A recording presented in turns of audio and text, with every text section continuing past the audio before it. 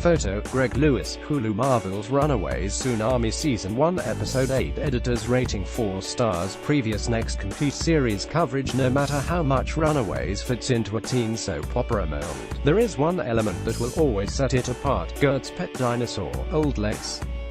She's still unnamed on the series, but I'm going to use her name from the comics. The soap genre has delivered plenty of evil parents and love triangles in other TV shows, but it's been sorely lacking in dinosaur sidekicks. Runaways changes that, and the show immediately becomes better when Old Lace is around.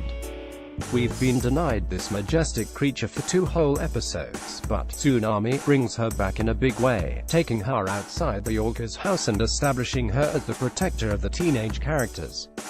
Gert is freaking out after her parents sent Molly away, and she's not going anywhere without the dinosaur that obeys her every command. That's good news for us, though the computer-generated SFX challenge is steep. While Old Lace looks good, there are some inconsistencies with regard to how she interacts with environments. When she enters Gert's bedroom, her tail swings around and hits different items of furniture that aren't affected in any way by the impact, so it doesn't totally feel like the CGI is integrated in this setting.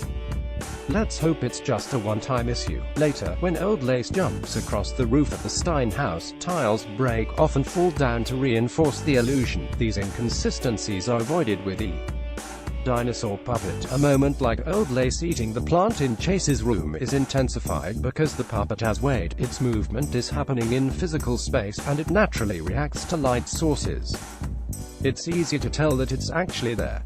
Old Lace doesn't actually do very much in this episode except follow Gert around, but she doesn't need to do anything to play a major part in the storytelling. Simply having her on screen changes the tone of the show, and the idea of a dinosaur that acts like a dog brightens the show's dire circumstances and highlights its imaginative qualities. Pretty much anything can happen in a superhero story, and Old Lace embodies that exciting sense of possibility by bringing something completely new to the table. While Gert, Carolina, and Old Lace go to Chase's house to offer support after his father's shooting, Nico finally gets Alex to open up about the secrets he's been keeping. Amy plays a large role in this episode. While her suicide worked as an event that broke apart the group of childhood friends, the mystery that has developed around it isn't very compelling. Sure, it creates some extra tension in Alex and Nico's relationship, which grows as Alex reveals details about Amy's death, but this entire plot feels underdeveloped, with overly convenient developments that don't make sense in the established context of this story. It's very hard to believe that Amy's missing backpack and phone would still be in her bedroom, given how meticulous Tina has been in maintaining that space, and knowing what we know about Tina, she definitely would have thoroughly examined Amy's room after her death. Amy's story reminds me of the Lily Kane murder mystery in the first season of Veronica Mars, but Lily was a much richer character than Amy. While Veronica Mars revealed a lot of Lily's personality in flashbacks, Runaways has only shown Amy in moments that relate to her death. Personal interactions like Amy grilling Alex about when he's going to ask Nico out, and Amy's conversation with her mother's main enforcer give her more depth, but the show could use even more of them. We learn in this episode that Amy was a skilled hacker driven by a need to beat her mom at something, which is why she hacked into the Wizard server. That security breach didn't go unnoticed, though, and Amy became the target of a manhunt. It gets worse. Amy may have seen something Pride-related, and we discover at the end of the episode that a man showed up in her room just before she could make her way out of the house. That man is most likely Jonah, given that he directly threatens the parents and the kids earlier in this episode after finding out Janet Stein derailed his grand plans by shooting her husband. I've already written about how the parental drama pales in comparison to what the kids are dealing with, but Tsunami shows how compelling Pride can be when the stakes are high and everyone is together in a big group. The first half of the episode has a lot of scenes where other parents enter the Stein crime scene, starting with the Minoras, then the Vilbers, the Yorks, and finally Leslie Dean, who calls in Frank for a last-ditch solution before calling Jonah. Frank's magic healing gloves, advanced technology healing gloves, don't work, and Satina decides to call in Jonah before they lose Victor for good. The Pride storyline gets a lot more fun once Jonah announces that one of the parents will have to be sacrificed to revive Victor, setting off an explosion of resentment and rivalry as the adults argue about who should get in the box. The stakes of this situation are life and death, but episode writers Rodney Barnes and Mike Vukadinovich undercut the dread with humor.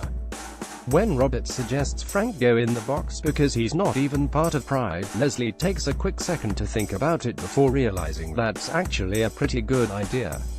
Later, Dale Yorks drops a loaded gun and accidentally shatters a glass window for a humorous end to a stressful standoff.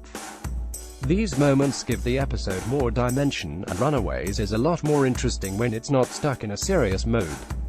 Meanwhile, the TV interpretation of Chase becomes downright infuriating in this episode. I can understand why Chase so desperately wants his father to live, but that doesn't excuse his faulty logic regarding how his father will behave if he wasn't dying in the first place. Chase tells his mother that Victor's most recent outburst was caused by the brain tumor at Jonah's treatment, but Victor only became a better father because the brain tumor forced him to reevaluate his relationship with his son. Victor Stein was an abusive asshole before he and Chase ever sat down to work on the Fistigons, yet all of the pain has apparently been erased just because Chase got a bit of approval from Daddy. This comes across as sloppy writing that doesn't understand the trauma of living in an abusive environment, ignoring deep emotional scars so that Chase will do whatever it takes to keep his father alive. When Alex finally decrypts the information from Tina's computer and unlocks the video of Pride's first sacrifice, Chase refuses to let this information get out because his father will die if Pride is compromised. He and Alex have a fistfight as Chase tries to get his hands on the computer, and when Alex is distracted by his first glimpse of old lace, Chase throws the laptop to the ground and stomps on it. But although the main piece of evidence is gone, all hope is not lost thanks to Molly's side adventure. Molly is separate from the rest of the group after being sent to live with her older cousin, but she's still engaged in the larger plot thanks to a mysterious note and locker key left by her late parents. This story emphasizes Molly's Latin heritage and gives her a compassionate family bond that isn't tainted by murderous secrets, and Marlene Forte's warm performance as Graciela makes this extremely difficult transition hurt a little less. You get a sense that Graciela genuinely cares about Molly and wants to help her find the answers to the questions that have haunted her for years.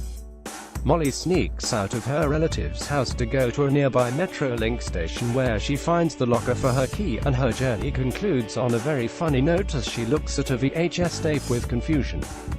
She's not sure of what to do with this strange object, but she's just found a video that could have some much-needed incriminating evidence after the destruction of Alex's laptop.